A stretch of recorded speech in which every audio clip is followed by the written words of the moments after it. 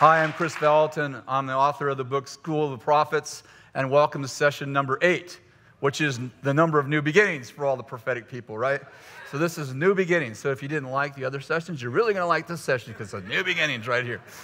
And today, in this session, which is our final session, I want to talk about standing before kings, and I want to talk about nobility in prophets and prophetesses. And so in Matthew chapter 28, we have what we commonly call the Great Commission. In verse 20, Jesus came and spoke to the disciples saying, all authority, everybody say all authority. All authority has been given to me in heaven and on earth. Let me just stop and say this. If Jesus has all authority, that means somebody has none. Like if I had all the pie, that would mean Holly had none of the pie. So some people are, my point is, running from a devil who has no authority. So Jesus said all authority in heaven and on earth, in both places, has been given to me. Therefore, I say to you, go and make disciples of all nations. Now, before we go on, I want you to notice he said, make disciples of all nations. He didn't just say make disciples in all nations. It stands to reason, and there are lots of other verses that talk to us about making disciples in nations.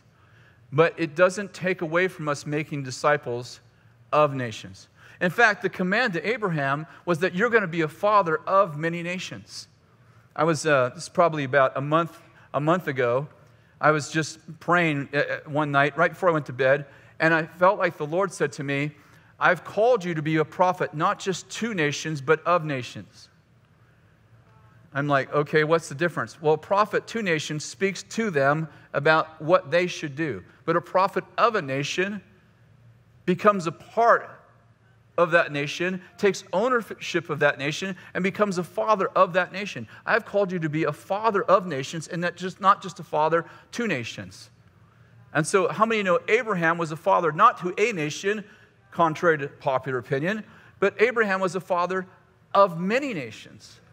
And so we're a part of the fulfillment of Abraham's promise in that we are called to actually be fathers and mothers to many nations. And this is one of the reasons why I believe, Jesus can come back whenever he wants, and he can do whatever he wants. We've established that 3 times, that Jesus does whatever he wants.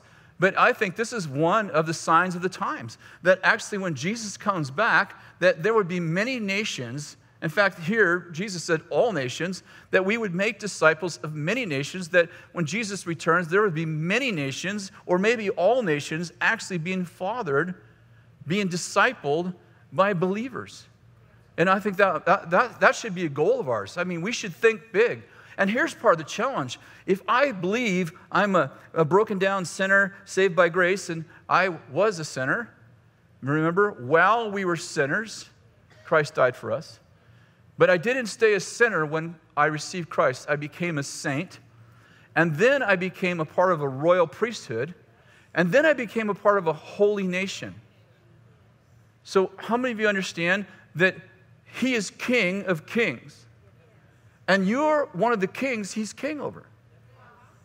That literally you've been raised up with Christ and you've been seated, not in heavenly places, you've been seated with Christ in heavenly places, far above all principalities and powers. The point is that you are inherently nobility because your daddy is God. Listen, it's not a metaphor. Your dad is not president, he's king. And that makes you at least a prince and a princess. So inherently, you were born into a royal family. You were born again into a royal family, and so you are inherently nobility. Now, I'm not talking about like, let's walk around like we're elite people, like, wow, it's a privilege as you get to know me. Aren't you happy you got to see me? I'm not talking about that. Jesus said, let the greatest among you be the servants of all. So we understand that nobility in the kingdom is that we get to actually bring out the best in people, and it's our goal to see the best life, the greatest life people can live, the best them that they can be come out of them. We want them to be actualized. We want them to be at the pinnacle of the temple that God's given to them. And so that means that we don't walk around like, I'm so cool, I'm so, gee, if you've got to know me, you'd know the glory of God. It's just resting in me, It's nothing like that. It's not about arrogance, because I didn't make me noble. I was born into the right family. And by the way, so are you, unbeliever?